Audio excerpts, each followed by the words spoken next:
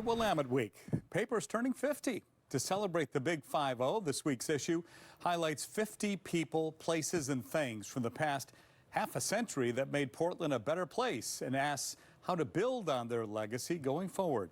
To break it down, we're joined now by Audrey van Buskirk and Chris Lydgate, who edited the 50th anniversary issue. I've got a copy right here. It's good looking. Deb, you want to read this? I'll give this to you while I go chat with these folks. There you go. Nice to have you with us. How you guys doing? Good. Thanks so much. Good, thank you. Well, let's talk about this. Tell us a little bit how Willamette Week got started and its mission over the years. Chris, let's begin with you.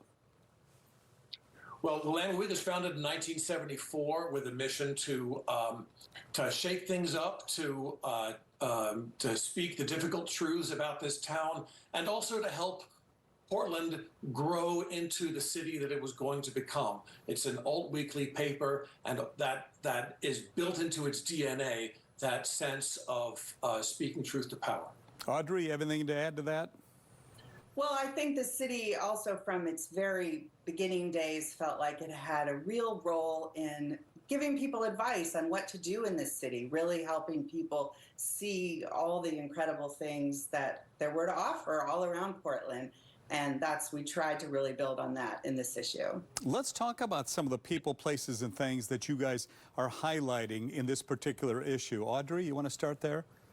Well, sure. You know, we really looked at the 50 years of what's happened in Portland and tried to pinpoint. It was very hard to come up with 50, but a range of people, places, and things that transformed Portland. You know, for example, one of them is Widmer Hefeweizen, which I think now people think of microbrews as so ubiquitous and widespread in Portland, but really until Hefeweizen made it big, it just wasn't common here, and they really kicked off that revolution of microbrews that Portland is now nationally, internationally known for. Chris, anything coming to mind for you?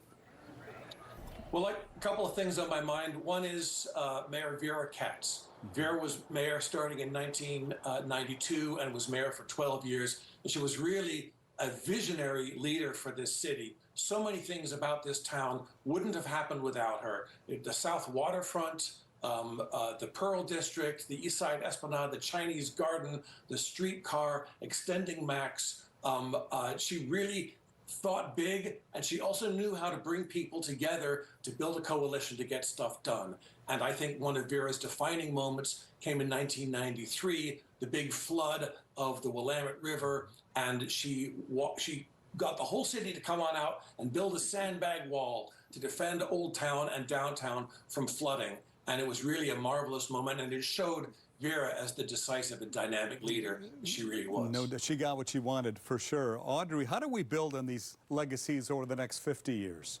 Well, I think Vera and so many people in this package, I think, speak to that kind of ethos of, you know, one of the things in it is just do it, just that slogan, which represents, you know, Nike and Wieden and Kennedy that have been so transformational to Portland.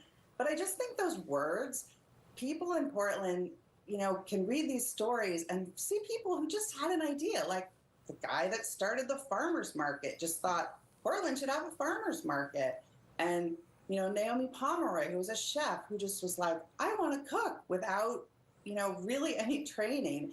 Salt and Straw, just a couple of cousins who kicked up an idea of let's sell ice cream. Right. And that's so throughout this issue, you know, in so many aspects of city life, sports, politics, right, business. People just got stuff done. They sure did. Well, you mentioned the Hefeweizen, and now I'm thirsty. But thank you both for being on the program. We appreciate your time, and you can read the entire article in the late edition of Willamette Week on newsstands now or online at wweek.com.